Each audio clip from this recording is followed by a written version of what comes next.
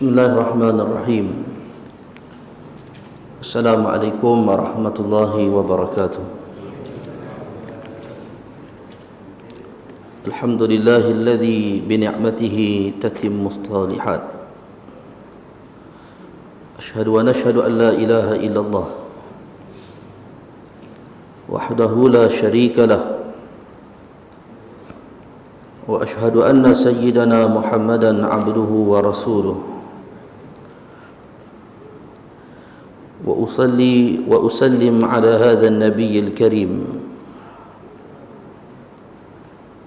أشرف الأنبياء والمرسلين وعلى آله وأصحابه ومن صار على نهجه وتمسك بسنته إلى يوم الدين يوم لا ينفع مال ولا بنون إلا من أتى الله بقلب سليم صدق الله العظيم. Yang berbahagia Ayahanda Tuan Pengerusi, Tuan Imam seluruh ahli jawatan kuasa, tuan-tuan haji, puan-puan hajah, muslimin dan muslimat yang dimuliakan oleh Allah. Alhamdulillah, pertama-tama dan selama-lamanya kita panjatkan syukur kepada Allah kerana dengan izin daripada Allah pada malam ini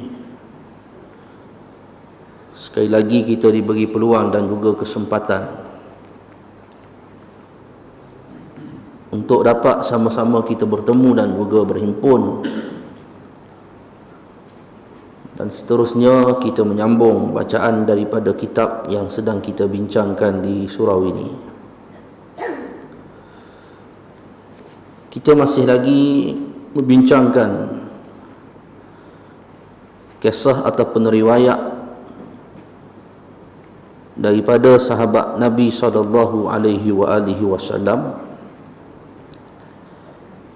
daripada bab pada menyatakan 10 yang dijamin syurga. Baik, dalam pertemuan yang lepas kita masih lagi bincangkan kisahnya Sayyidina Umar, Sayyidina Uthman radhiyallahu taala anhu. Dan antara tajuk ataupun bab yang kita bincangkan dalam pertemuan yang lepas iaitu berkaitan dengan pembunuhan Sayyidina Uthman radhiyallahu taala anhu sebagai khalifah.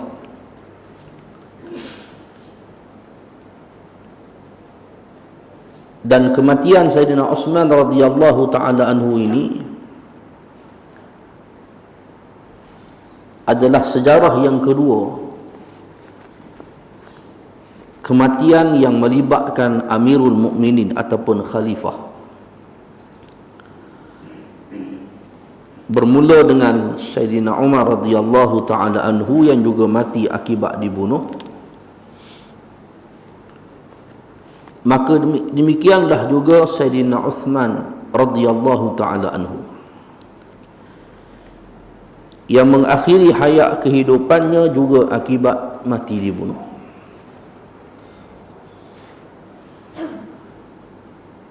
Cumanya yang membezakan kematian kedua sahabat Nabi SAW ini,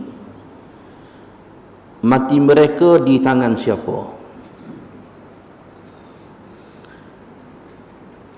Kita masih ingat bila kita cerita tentang Sayyidina Umar, maka Sayyidina Umar dibunuh oleh seorang lelaki yang sekalipun tidak pernah mendakwa dia adalah seorang Islam. Dengan maksud kata yang lain, kekufurannya sangat jelas.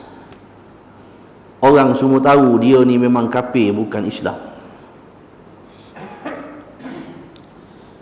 iaitu penganut agama Majusi, agama menyembah api. Dialah Abu Lu'lu'ah. Yang bunuh Sayyidina Umar antara sebab dan puncanya kerana dendam. Sebab tu sifat dendam ni Islam senaraikan di dalam sifat-sifat mazmumah, sifat-sifat yang dicela. Kerana kemuncak dengan hasad ataupun dendam ini, dia akan membawa kepada kematian. Dan inilah yang berlaku dan menjadi mangsanya adalah sahabat Nabi SAW akibat dendam. Disebabkan dendam, tuan-tuan, kalau zaman kita hari ini sanggup berketurunan, 4 keturunan, 5 keturunan. Kalau aku mati esok, kau ingat keluarga ni, jangan tegur dia, jangan benarkan keluarga dia mari rumah kita. Pesan, wasiat yang dicela akibat dendam. Kan disebabkan dendam, manusia sanggup putus hubungan keluarga. Inilah dendam yang merosakkan kehidupan manusia. Dan kerana disebabkan dendam inilah juga Iblis dihumban ke dalam neraka. Hasad ataupun dengki terhadap Nabi Allah Adam alaihissalam. Maka terbunuhlah Sayyidina Umar radhiyallahu ta'ala anhu, sahabat Nabi yang soleh, yang sangat adil dalam kepimpinannya, sentiasa mendahulukan keperluan rakyat berbanding keperluan diri dia. Tapi disebabkan dendam, dia mati dibunuh. Tapi berbeza dengan kematian Sayyidina Uthman radhiyallahu ta'ala anhu,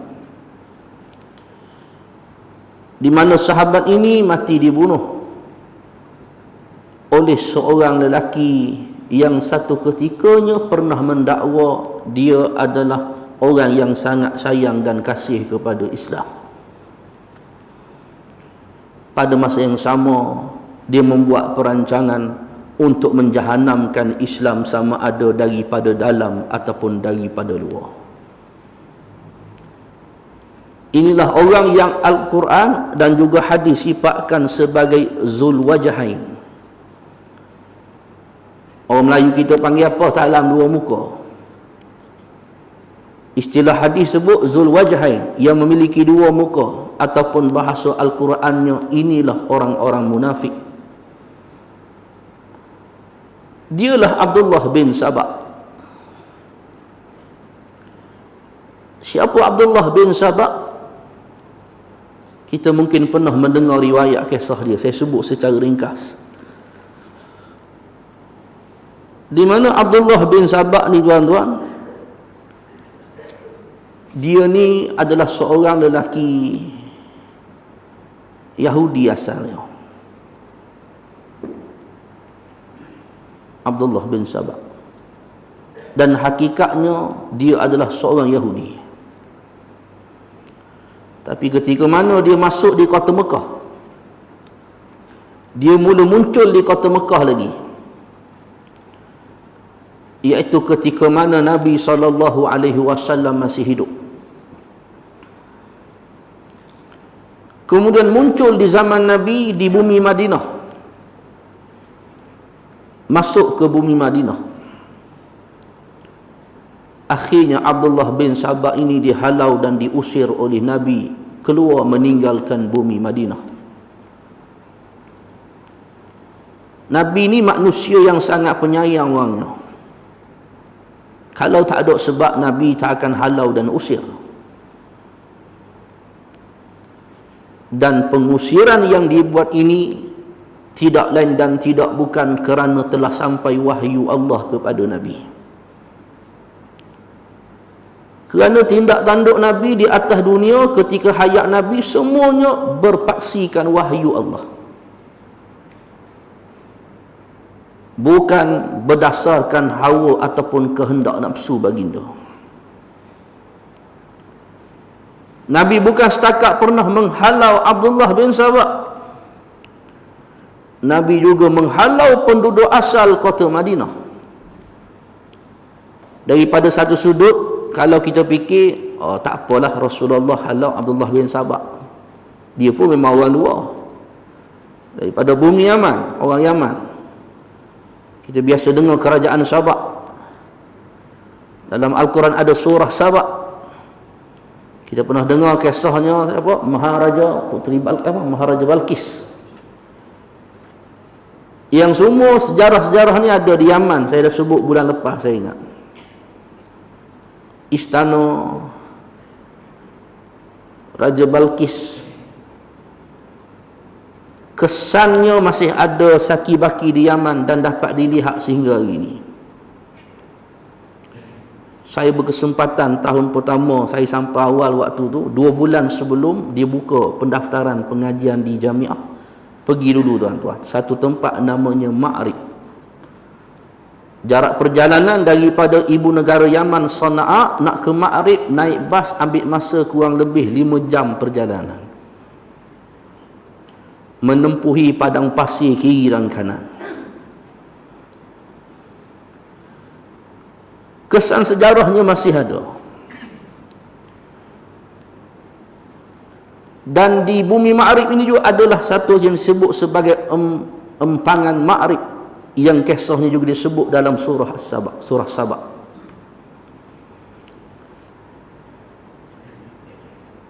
Jadi Abdullah bin Sabah ini pergi masuk ke Mekah, kemudian ketika Nabi dah hijrah ke Madinah, masuk ke kota Madinah, akhirnya dihalau dan diusir. Saya sebutkan tadi, mungkin daripada satu sudut kita kata tak apalah sebab dia bukan orang asal Madinah, Nabi nak halau pun. Tetapi sejarah menceritakan kepada kita penduduk asal kota Madinah, Nabi orang Mekah hijrah ke Madinah, tapi orang yang tinggal dibesarkan di Madinah, Nabi pun pernah halau dan usir mereka. Itulah mereka, kumpulan orang-orang Yahudi, antaranya Yahudi Bani Nadir. Nabi halau dan usir keluar meninggalkan kampung halaman mereka. Kalau orang tak tahu sebab apa Nabi buat demikian, mungkin orang akan kata Rasulullah sangat kejam sifatnya. Orang akan tuduh bukan-bukan terhadap dirinya Nabi. Tengok Muhammad, dah dia orang Mekah, mari berlindung di kota Madinah, kemudian dia halau pula penduduk asal sini. Tetapi tindakan Nabi bukan kehendak Nabi, bukan suka-suka, tapi telah turun wahyu perintah daripada Allah. Halau. Sebab apa? Sebab mereka merancang nak bunuh Nabi dan meruntuhkan kerajaan Islam pimpinan Nabi.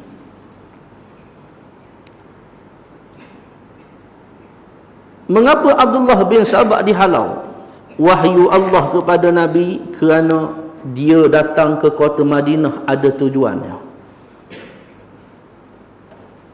Datang ke kota Madinah semata-mata nak menyebarkan fitnah. Sehingga Nabi SAW sebut kepada para sahabat, hadza rajulun yamshi bin namimah, ataupun dia disifatkan sebagai namam, iaitu inilah lelaki yang berjalan di atas permukaan bumi, kerjanya hanyalah semata-mata nak menyebarkan, menyampaikan berita fitnah. Maka wahyu Allah perintah Nabi halau dan usir. Akhirnya keluar meninggalkan kota Madinah. Tinggalkan Madinah bukanlah berpatah balik semula ke kampung halamannya di Yaman, tidak. Tapi ulama sebut rupa-rupanya dia pergi mencari pengaruh di bumi Mesir, Ardul Kinanah, pergi ke Mesir. Bukan setakat nak dapat perlindungan, tetapi pada masa yang sama bina pengaruh dan pengikut. Atas tujuan apa? Dia cuba nak bina pengaruh dan meramaikan pengikutnya supaya dia memiliki kekuatan. kerana dia tidak berputus asa. Misinya belum lagi tercapai. Sampai di Madinah, Rasulullah hambat keluar dia. Sehinggalah akhirnya dia kembali semula ke kota Madinah. Bila dia kembali, tuan-tuan, kembalinya selepas zaman wafatnya Nabi SAW, di era kepimpinan Khulafa'ur Rashidun.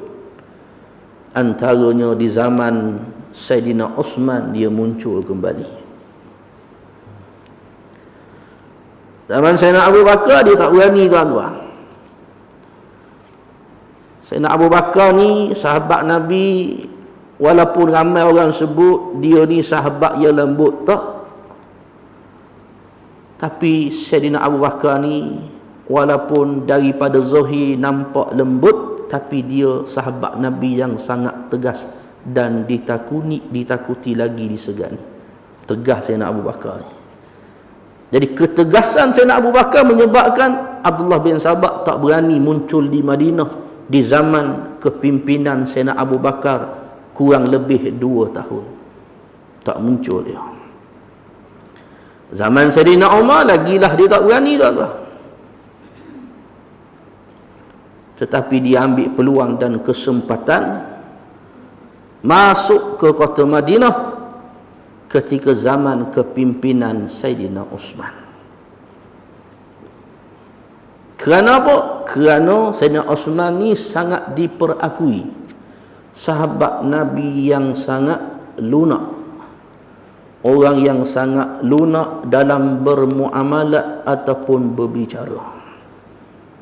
Siapa yang bercakap dengan Sayyidina Osman ni, tuan-tuan, dia akan jadi malu Allah dengan Sayyidina Osman. Malu Allah siapa peringkat bila bercakap dengan Sayyidina Osman, orang segan nak bercakap banyak dengan dia. Kita jarang, tuan-tuan. Dan bersilakan, tuan-tuan. Satu dunia isu kita kupas, tuan-tuan. Tak reti nak berhenti.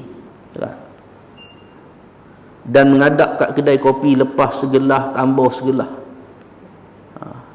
Lagi tak dengar azan zuhur, lagi itulah tak tinggal kursi. Maka dengan disebabkan lunaknya Sayyidina Osman ni, baik lembutnya Sayyidina Osman ini, sebab lembutnya Sayyidina Osman ni kita dah sebutkan dulu, menjadi salah satu daripada sebab yang utama ketika peristiwa apa? Peristiwa Sulhul Hudaibiyah.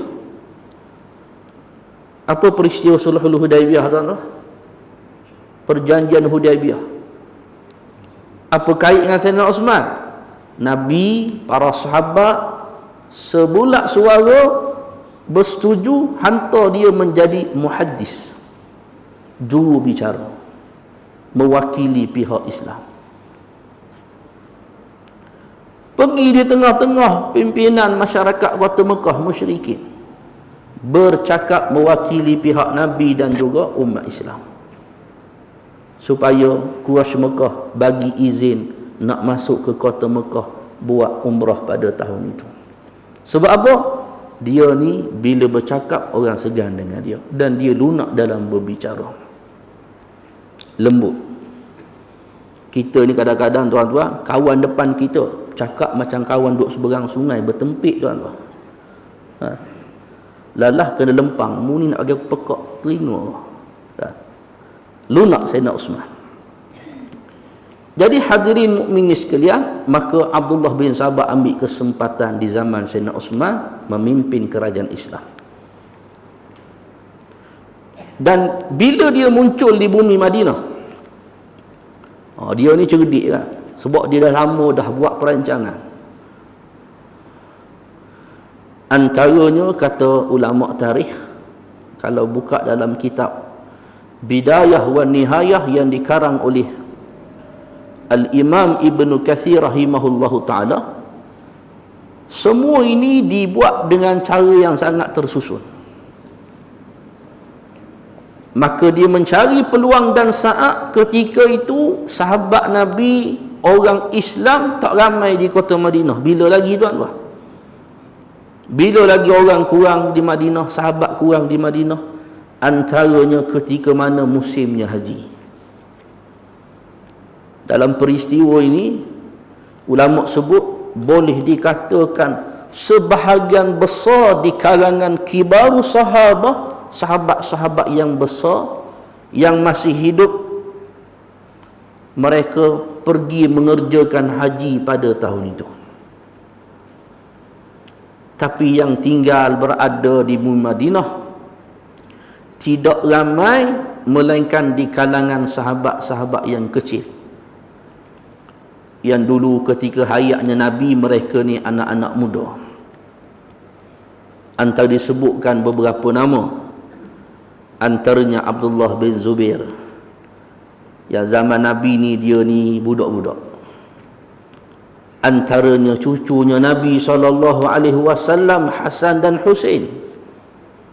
Ada riwayat juga kata Abu Hurairah pun ada di Madinah pada waktu itu, di saat ramainya para sahabat sedang bergerak menuju ke kota Mekah untuk mengerjakan ibadah haji. Maka beliau mengambil kesempatan dan peluang. Apa dia, tuan-tuan? Sebab ini perancangan yang dah lama dibuat.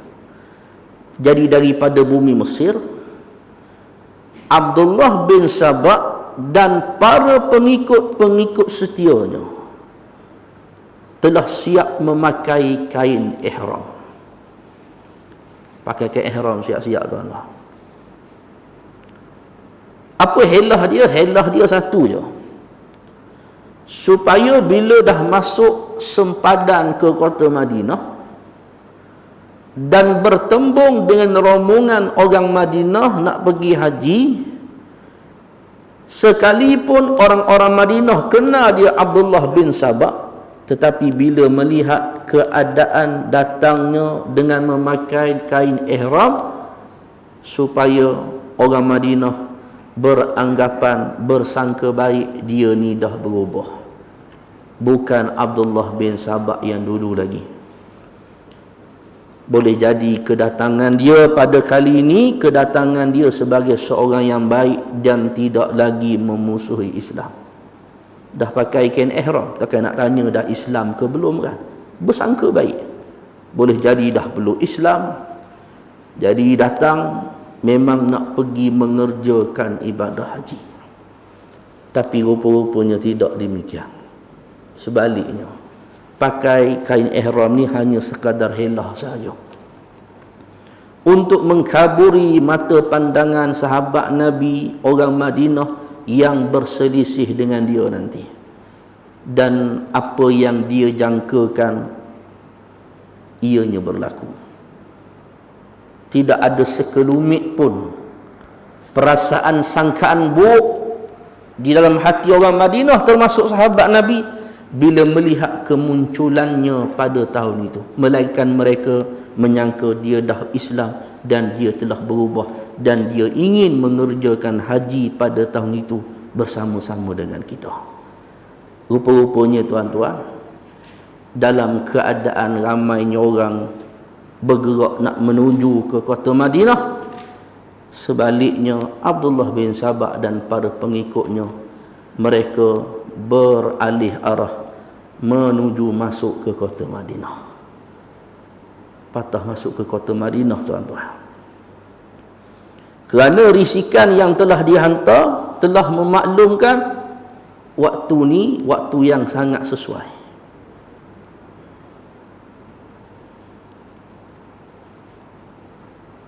Dan peristiwa ni berlaku, tuan-tuan, sebagai kemuncak. Memang niat hasrat mereka masuk kota Madinah ni memang kira nak bunuh terus Sayyidina Osman.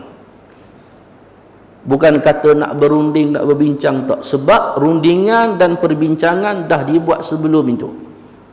Saya dah sebut kan dalam pertemuan lepas, saya ingat. Mula-mula dia hantar utusan bertemu dengan Sayyidina Osman, minta Sayyidina Osman supaya lepaskan jawatan ini. Jawatan apa? Jawatan khalifah. Minta dengan cara yang baik, beradab. Suruhlah Sayyidina Osman dilepaskan jawatan. kalau dia tidak mahu berlakunya sesuatu yang tidak baik pada dirinya dan ahli keluarganya. Kan? Macam zaman kita hari ni lah kan. Kalau filem-filem Melayu macam tu lah. Minta dia berhenti, lepas jawatan. Kalau tak nak, anak dan isterinya, keluarganya diapa-apakan. Jadi kalau takut tuan-tuan, maka akan dilepaskan. Tapi tidak bagi Saidina Osman. Saidina Osman tak lepaskan. Kalau zaman kita hari ni tuan-tuan, kita akan sebut apa? Gila kuasa lah ni. Lepas je lah. Hak penting keluarga dan diri sendiri selamat. Tapi Saidina Osman tak lepas. Bukan sebab dia gila kuasa. Kerana dia mengambil kira ketika beliau diangkat menjadi khalifah, yang mengangkat dan memilihnya adalah majoriti sebulat suara di kalangan sahabat. Sayyidina Osman ni tuan-tuan, ketika dia diangkat menjadi khalifah, dia diangkat dengan sebulat suara, walaupun peringkat awal berlakunya pemilihan beberapa nama, tetapi akhirnya para sahabat bersepakat Sayyidina Osman orang yang paling layak. Jadi alasan Sayyidina Osman, mereka-mereka yang dulu angkat suruh paksa aku pegang jawatan ini, tak ada pun mereka datang bertemu dengan aku minta aku lepaskan jawatan ini. Tiba-tiba didatangi kepada aku orang yang aku tak kenal, minta aku lepaskan jawatan ini, mana mungkin akan aku melepaskannya.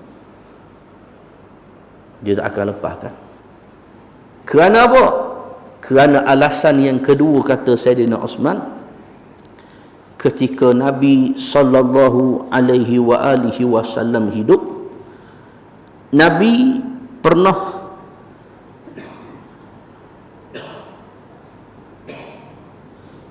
sallallahu alaihi wasallam pernah panggil Sayyidina Osman.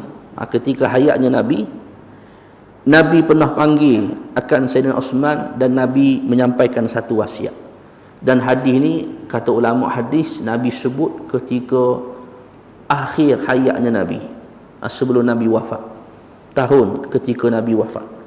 Dan hadis ni diriwayatkan oleh Al-Imam At-Tirmizi. Dan hadis ni menjadi pegangan bagi Sayyidina Osman, menguatkan dia sehingga menyebabkan dia tidak melepaskan jawatan sekalipun diminta. Apa kata Nabi? Kata Nabi, wahai Osman, sesungguhnya Allah akan mengenakan akan kamu dengan sebuah pakaian, sejenis pakaian, ataupun qamis disebut dalam bahasa Arab. Dan jika mereka ingin melepaskan pakaianmu itu, maka janganlah kamu mengizinkan mereka berbuat demikian. Ulama hadis ketika mana mereka menafsirkan hadis ini pada kalimah qamis, pakaian. Pakaian ini, kata ulama hadis, iaitu berbalik kepada kuasa, kedudukan, jawatan khalifah yang adanya pada diri Sayyidina Osman itu. Akan sampai satu zaman dan waktu datang kelompok manusia minta supaya engkau lepaskan jawatan ini tanpa alasan. Kata Nabi, pertahankan, jangan dibenarkan kedudukan ini berjaya sampai ke tangan mereka. Maka Sayyidina Osman tak lepaskan jawatan dengan mengambil kira pesanan Nabi SAW ini. Baik. Kemudian bila Sayyidina Osman didatangi dengan cara yang baik, Sayyidina Osman tidak layan. Lalu dimainkan sentimen apa? Fitnah. Disebarkan fitnah. Membenarkan, kata Nabi, dia ni adalah lelaki yang berjalan di atas permukaan bumi, kerjanya menyebarkan fitnah. Zaman Sayyidina Osman, dia muncul dengan cara menyebarkan fitnah, burukkan peribadi Sayyidina Osman. Istilah kita hari ini, nak menghancurkan, memusnahkan karier politik seseorang itu. Benda hak tak dibuat, dikata buat, disebarkan seantara dunia. Maka inilah yang berlaku kepada Sayyidina Osman. Antara tuduhan dia apa? Sayyidina Osman ni kekayaan negara diagih-agihkan kepada sanak saudara kaum kerabat dan orang-orang yang terdekat dengannya sahaja, sedangkan rakyat jelata hidup dalam keadaan susah dan juga miskin. Ini adalah fitnah. Sedangkan sejarah menceritakan kepada kita, Sayyidina Osman ini dia di antara sahabat Nabi yang kaya sebelum memegang jawatan khalifah lagi. Belum jadi khalifah, dia ini memang dikenali sahabat yang kaya. Keluarganya kaya, adik-beradiknya kaya, dan dia sendiri pun memang kaya. Maka fitnah itu pun juga tidak mampu melemahkan Sayyidina Osman, apatah lagi untuk Sayyidina Osman melepaskan jawatan. Akhirnya berlakulah perancangan pada tahun bila? Tahun 35 Hijrah. Iaitu tahun ketika mana musim haji, lalu masuk ke kota Madinah. Maka bukan strategi lagi, matlamat mereka, Sayyidina Osman ni tak ada cara dah, melainkan dia ni layak untuk kita bunuh sahaja. Maka perancangan pada tahun itu masuk ke kota Madinah dengan tujuan nak bunuh Sayyidina Osman radhiyallahu taala anhu. Terus kan?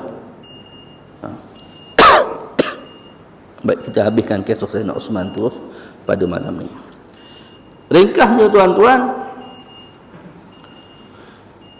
bila masuk ke kota Madinah, mereka terus menuju ke kediamannya Sayyidina Osman radhiyallahu taala anhu. Cuma dalam peristiwa ini, sebelum rumah Sayyidina Osman dikepung, lahirnya kebimbangan dalam diri saki-baki sahabat yang ada di Madinah pada ketika itu. Antaranya Abdullah bin Zubair. Ini firasat orang beriman. Sebab tu Nabi sebut, ittaqu firasatal mu'min fa innahu yanzuru binurillah. Takutlah olehmu dengan firasat orang-orang yang beriman, kerana mereka melihat dengan mata pandangan ataupun cahaya kurniaan Allah. Jadi sahabat ni dimari perasaan bimbang dan takut, memikirkan keselamatan Amirul Mukminin di saat majoriti sahabat sedang pergi ke kota Mekah buat kerja haji. Tinggal Sayyidina Osman dan isterinya pada ketika itu. Rasa bimbang mereka, takut kalaulah berlakunya sesuatu yang tidak baik yang ingin didatangkan ke atas khalifah, siapakah yang akan memberi perlindungan dan penjagaan? Sehinggalah sahabat yang ada ni, mereka bertemu dengan Sayyidina Osman dan minta izin daripada Sayyidina Osman, bolehkah wahai khalifah untuk kami berjaga di luar rumah kamu sepanjang waktu yang ada ini, kerana datang kebimbangan dalam diri kami, bagaikan akan ada sesuatu yang tidak baik yang akan terkena pada diri kamu. Ini firasat para sahabat. Tapi Sayyidina Osman ni manusia yang sangat tinggi tawakalnya kepada Allah. Maka dia tidak mengharapkan apa yang khidmat yang diminta oleh para sahabat ni, dengan maksud katanya lain, diminta semua sahabat ni baliklah.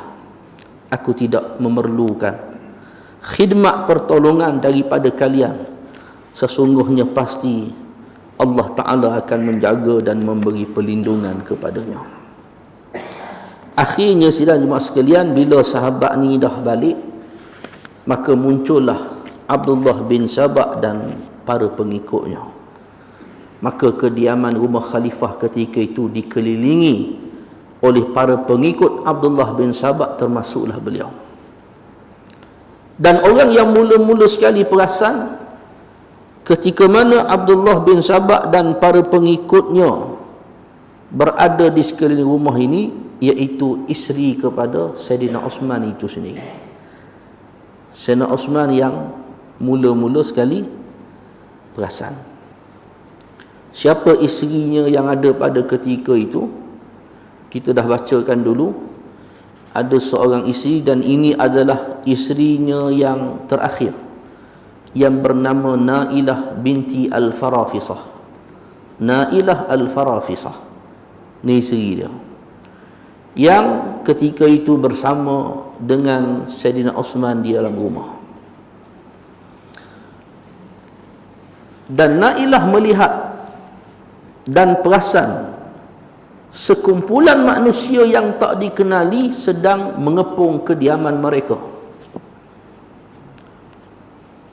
Lalu dia minta izin kepada Sayyidina Osman.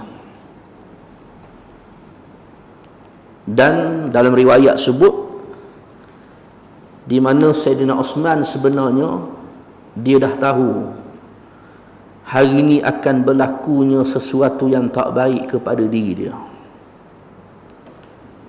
Dengan berdasarkan mimpi yang dia alami pada tidurnya pada sehari sebelum peristiwa ini berlaku, sebagaimana yang diriwayatkan oleh Imam Ahmad bin Hanbal dalam musnadnya, ketika mana dalam tidurnya Sayyidina Osman dia bermimpi bertemu dengan Nabi SAW.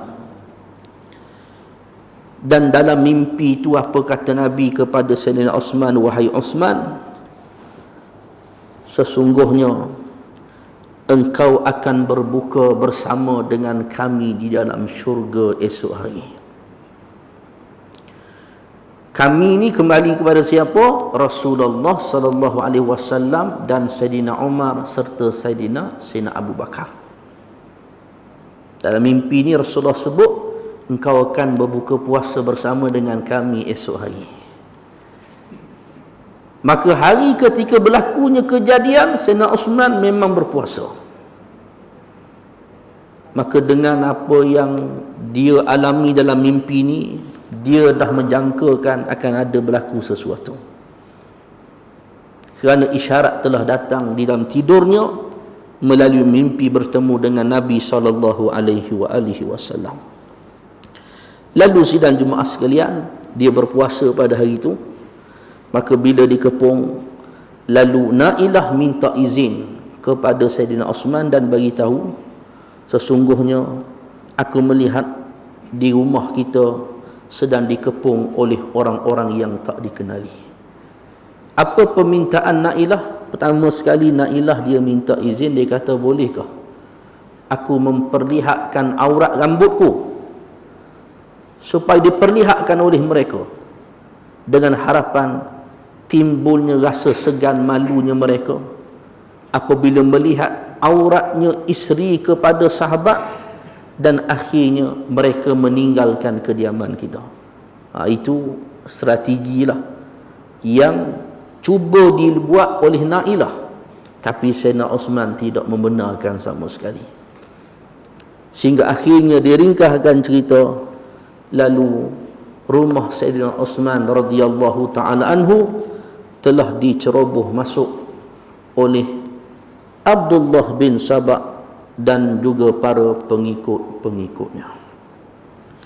Dan bila rumah khalifah ni diceroboh masuk, lalu dalam kitab sirah disebutkan, maka ketika itu Sayyidina Osman sedang membaca Al-Quranul Karim,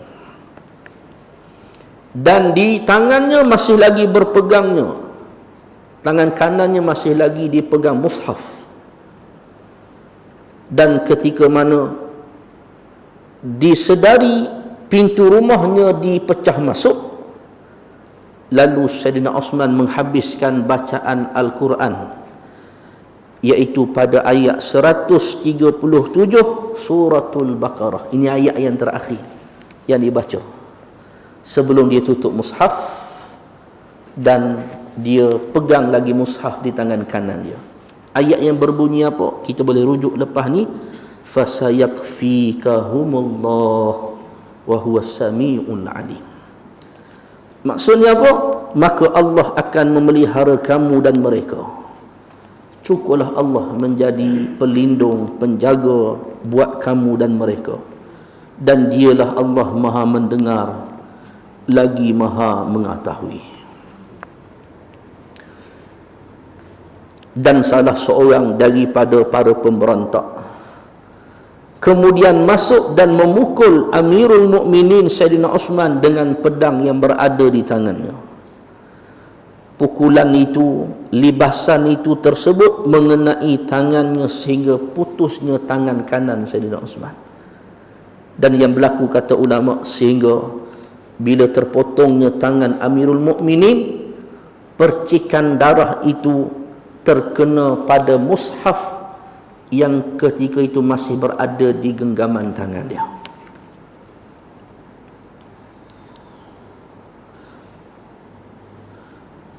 Maka apabila terputusnya tangan Sayyidina Osman ini akibat libasan pedang itu, lalu Sayyidina Osman mengatakan, Allahu Akbar, Allah yang Maha Besar. Sesungguhnya kamu tahu bahawa tangan ini telah menulis wahyu, iaitu menulis Al-Quranul Karim. Ni Sayyidina Osman ni salah seorang daripada katibul wahyi, orang yang Nabi lantik ketika hayatnya baginda mencatat wahyu, iaitu Al-Quranul Karim. Kata Sayyidina Allahu Akbar, ketahuilah inilah tangan yang pernah menulis wahyu yang diperintahkan oleh Nabi SAW. Dan bila berlaku demikian, maka muncullah isterinya Sayyidina Osman, Nailah binti Al-Farafisah, datang dengan tujuan cuba nak mempertahankan si suaminya. Akan tetapi mereka mengerak memotong jari jemari isterinya Sayyidina Osman yang bernama Nailah itu. Kemudian datanglah seorang lelaki dan memukulnya dengan potongan besi tepat mengenai bahagian bahunya. Lalu Sayyidina Osman berkata, wahai Allah, segala puji bagimu. Lalu Sayyidina Osman menutup mushaf yang berlumuran dengan darah itu, kemudian berkata lagi, wahai Allah, wahai zat yang memiliki kemuliaan, aku bersaksi kepadamu bahawa aku telah bersikap sabar sebagaimana Nabimu telah berwasiat kepada aku. Sabar apa? Nabi kata, tekan macam mana sekalipun, jangan dilepaskan kedudukan kamu ni. Aku bersabar sehinggalah akhirnya jasad aku, nyawa aku menjadi pertaruhan. Hadirin mukminin sekalian, maka terbunuhlah Sayyidina Osman, dan akhirnya juga diikuti dengan terbunuhnya isterinya Nailah binti Al-Farafisah. Dan terakhir kali Sayyidina Osman radhiyallahu taala anhu ini, dia dibunuh ketika mana hari Jumaat, pada hari Jumaat. Dan peristiwa ini berlaku, kata ulama, pada tahun 35 Hijrah, ketika usianya 82 tahun. Dia dibunuh pada tahun 35 Hijrah ketika usianya 82 tahun dan memegang jawatan khalifah sempat dalam tempoh 12 tahun.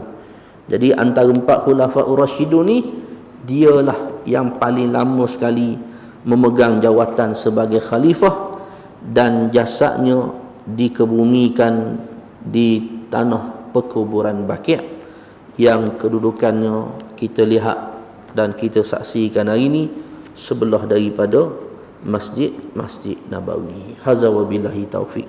Jadi ni kisah Sayyidina Osman yang kita cuba ringkaskan, mudah-mudahan dapat kita fahami dan mengambil bagaimana izzah, mulia, hebat kedudukan sahabatnya Nabi SAW, sehingga menjadi kumpulan yang sangat disayangi dan dikasihi oleh Nabi SAW. Jadi sidang jemaah sekalian, mudah-mudahan Allah Ta'ala berkati sambungan dan bacaan kita pada malam ini. Qulu insya-Allah. Dan sebelum saya menutup bicara pada malam ni, saya ada 2 pengumuman penting. Yang pertama sekali tuan-tuan, iaitu ni pentinglah, saya cuba nak mengajak semua yang ada pada malam ni untuk memenuhi permintaan sahabat kami Al-Fadil Ustaz Muhammad Akhbar. Dia ni diamanahkan sebagai mudir kepada Ma'had Tahfiz Al-Quran Masjid Lama, Kampung Lubuk Emas, Lambur Kanan, Perak. Mana ni orang kata botol, tak tahulah. Jadi baru-baru ni NGO kami Al-Azhar Care, kita sempat pergi menziarahi ustaz ni dan melihat kesan kebakaran yang berlaku, dan difahamkan kebakaran ini berlaku ketika mana mereka sedang tidur. Tapi Allah Ta'ala panjangkan umur, alhamdulillah tidak berlaku sebarang kemalangan jiwa. Cuma nak sebutnya apa, habis semua asrama pejabat dijilat api. Cuma yang sempat selamat adalah bangunan masjid sahaja. Pelajar seramai 120 orang. Yuran pengajian tuan-tuan disebutkan kepada kami bahawa ni terkejut juga, sebab rasa zaman ni macam tak ada dah yuran serendah itu. Sebulan RM100 tuan-tuan. 5 kali makan sehari, 3 kali makan berat, kemudian 2 kali makan ringan. RM100 sebulan tuan-tuan. Rasa macam nak duduk asrama juga. Kita kalau kena tiap-tiap hari, sekarang tiap-tiap hari makan ikan patin RM15, tak sempat ujung bulan tuan-tuan. Ini RM100 sebulan. Itu pun ramai juga yang tak bayar. Jadi tuan-tuan, kos kerugian dianggarkan RM600,000. Jadi waktu kami pergi mula-mula baru ni, sempatlah kita titipkan sedikit sumbangan, dan kita berjanji untuk bantu dengan cara-cara yang macam ni lah. Pergi kuliah, siapa-siapa yang nak menyumbang apa bentuk sumbangan, zakat, wakaf seumpamanya yang dapat dibantu, mudah-mudahan mungkin sebahagiannya daripada jemaah, daripada surau pada malam ni. Tak dapat bagi sikit, bagi banyak tuan-tuan. Tak dapat bagi banyak, bagi sikit. Tak dapat bagi pun, kita pakat-pakat doa lah. Mudah-mudahan ada rezeki untuk dibangunkan kembali bangunan-bangunan yang baru, dan madrasah ni dapat meneruskan perjalanan pendidikan mereka sebagaimana biasa. Dan yang kedua ni tak penting lah tuan-tuan, iaitu macam biasa, siapa yang nak dapatkan produk yang saya selalu bawa, dapatkan selepas daripada solat nanti. Wallahu ta'ala alam. Assalamualaikum warahmatullahi wabarakatuh. Bismillahirrahmanirrahim. Allahumma ya muqallibal qulub, sabbit qulubana ala dinika wa ala ta'atika ya karim. Walhamdulillahi rabbil alamin. Taqabbalallahu minkum.